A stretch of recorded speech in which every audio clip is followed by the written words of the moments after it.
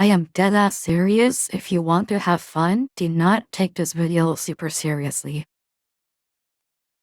Hello, so here I am making a video on how to get to Grand Champ in a smaller number of games. A lot of players are only playing rank for the purple schematic, so this video will be helpful for you. And it will also be helpful for people that want to just play ranked and get a high win rate screenshot with the least number of games to get to Grand Champ, because why not, right? No, because this is an educational video, let's first talk about the fundamental winning in Conqueror's Blade. When you're playing Conqueror's Blade, the best way to win is by making sure that you're taking the points when you're attacking and defending the points most of the time when you're defending. This is something that many new players can't seem to understand, and we get it. When you're new to the game, you just want to kill stuff, right?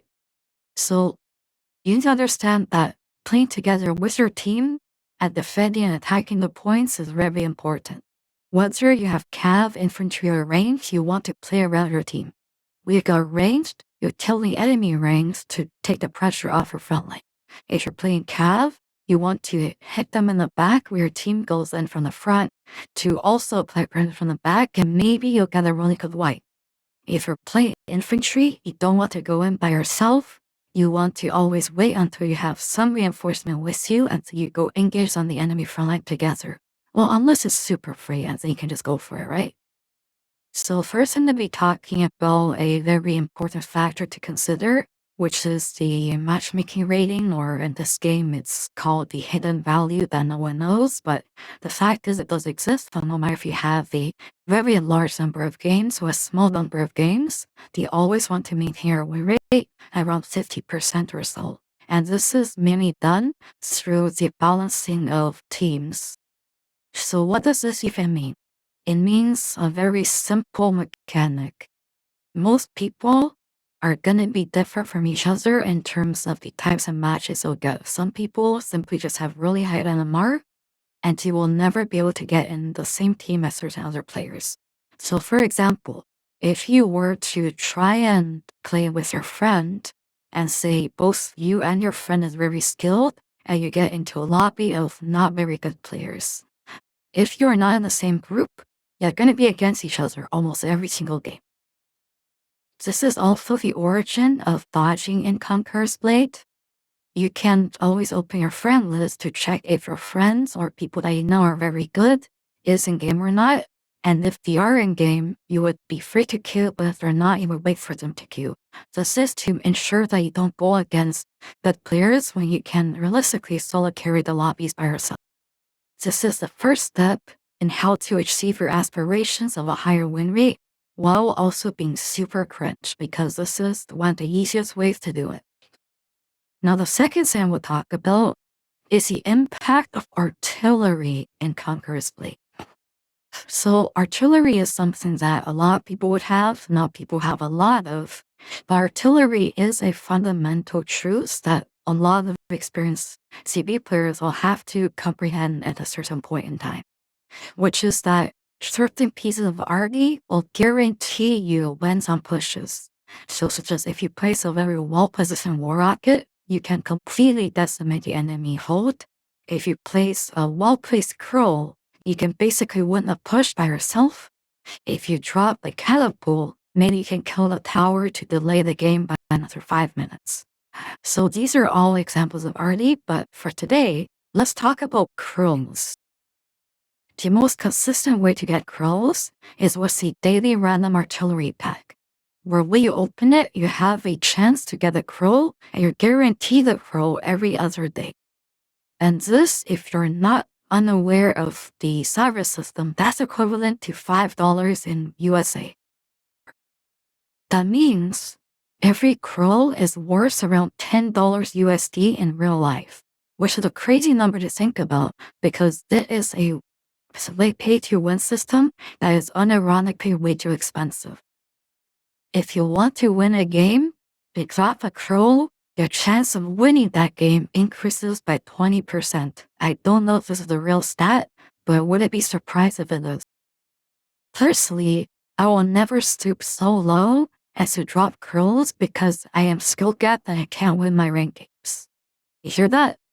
So I'm telling certain people out there that if you want to drop curls and make me piss, right, I can actually trade curl for curl. Yeah, if you want to win rank games, go drop some curls. There you go. That is a guaranteed way to get above 70% win rate.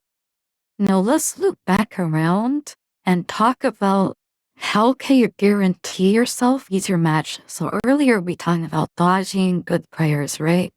But now let's talk about simply making sure that your matches are guaranteed to be good matches for you, which in other words means really easy lobbies, maybe even bot level of lobbies. And the way you can achieve this is by simply not playing ranked right away. The fact is, most players that take ranked super seriously will be in Grand Champ a week or two into the season, unless they have real life issues or other factors that are limiting them, or maybe they're just taking a break from the game.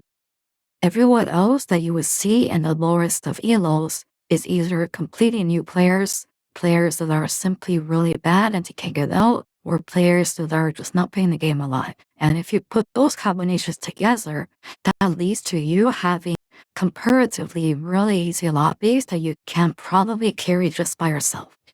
If you want to be super specific and go to the next level, hey, just queue when the lobbies are on average pretty bad. So for NA, it's around the time I have on the screen.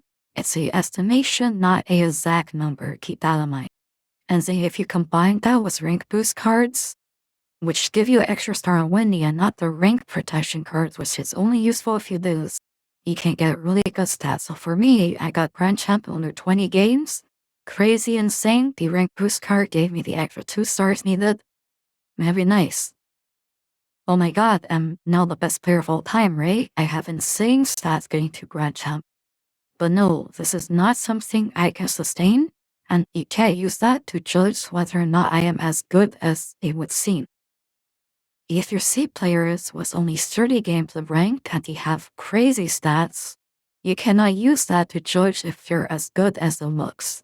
A lot of players are doing what I've just talked about, where they're getting easier lobbies for ranked. They might be dodging certain people, and they might be dropping curls to guarantee themselves a better statistic line that they can show off to their friends, right?